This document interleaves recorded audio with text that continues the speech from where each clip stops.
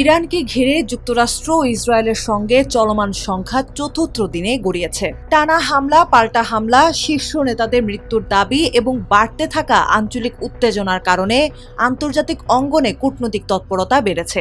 বিশ্বের প্রভাবশালী দেশগুলো একে একে নিজেদের অবস্থান জানাচ্ছে। কেউ সরাসরি নিন্দা করছে, কেউ সতর্ক সমর্থন দিচ্ছে, আবার কেউ ভবিষ্যতে জড়িত হওয়ার ইঙ্গিতও দিয়েছে।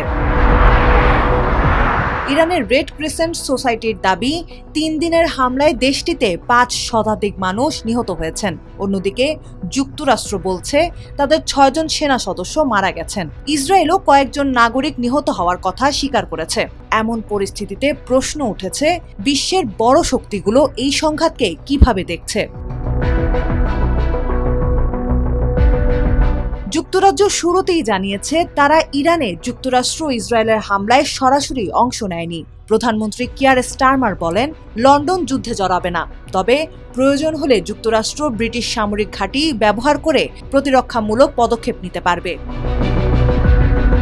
ব্রিটিশ প্রতিরক্ষা মন্ত্রণালয় জানিয়েছে, সাইপ্রাসে ব্রিটিশ RAF ঘাঁটিকে লক্ষ্য করে সন্দেহভাজন ড্রোন হামলা হয়েছে। এতে হতাহতের ঘটনা না ঘটলেও ব্রিটিশ বাহিনীর নিরাপত্তা জোরদার করা হয়েছে। প্রতিরক্ষা মন্ত্রী জন হিলি ইরানের পাল্টা হামলাকে বাছ বিচারহীন বলে মন্তব্য করেন। পররাষ্ট্রমন্ত্রী ইভেট কুপার বলেন, ইরান যেসব দেশকে লক্ষ্য করেছে তাদের সবাই সরাসরি যুদ্ধে জড়িত ছিল না, যা তেহরানের বেপরোয়া আচরণের ইঙ্গিত। চীন যুক্তরাষ্ট্র ও ইসরায়েলের সামরিক অভিযানের তীব্র নিন্দা জানিয়েছে। বিশেষ করে ইরানের সর্বোচ্চ নেতা আয়াতুল্লাহ খামেনিকে হত্যার ঘটনাকে তারাও সার্বভৌমত্বের গুরুতর লঙ্ঘন বলে উল্লেখ করেছে। চীনের পররাষ্ট্র মন্ত্রণালয় জানিয়েছে, এই হামলা আন্তর্জাতিক আইনের পরিপন্থী। তারা সব পক্ষকে সংযত থাকার এবং অবিলম্বে সামরিক অভিযান বন্ধ করার আহ্বান জানিয়েছে।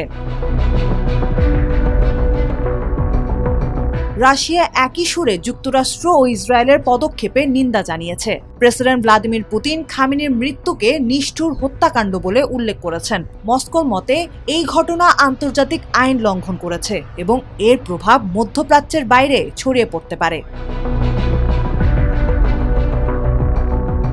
জার্মানি সরাসরি হামলার পক্ষে যায়নি, তবে তারা ইরানের পাল্টা হামলা নিয়ে উদ্বেগ প্রকাশ করেছে।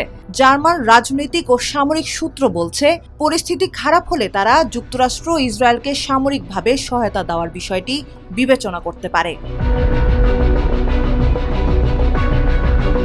ফ্রান্স খামেনির হত্যাকাণ্ডের ঘটনায় প্রকাশ্যে সন্তোষ জানিয়েছে, তবে এর আগে প্রেসিডেন্ট ইমানুয়েল ম্যাখো সতর্ক করে বলেছেন, মধ্যপ্রাচ্যে উত্তেজনা বাড়তে থাকলে তা বিশ্ব শান্তির জন্য বিপজ্জনক হতে পারে।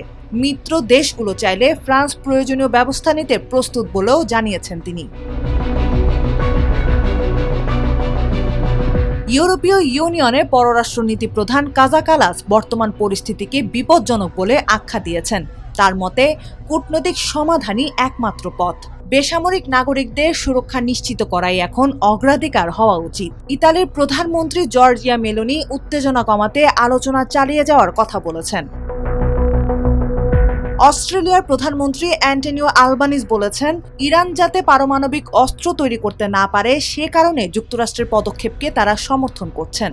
অন্যদিকে জাতিসংঘের মহাসচিব আন্তোনিও গুতেরেস সতর্ক করেছেন, এই সংঘাত থামানো না গেলে তা বিশ্ব শান্তির জন্য বড় হুমকি হয়ে দাঁড়াতে পারে। মানবাধিকার প্রধান ফলকার টুর্ক বলেছেন, যে কোনো যুদ্ধে সাধারণ মানুষই সবচেয়ে বেশি ক্ষতিগ্রস্ত হয়, তাই আন্তর্জাতিক আইন মেনে বেসামরিকদের সুরক্ষা নিশ্চিত করা জরুরি।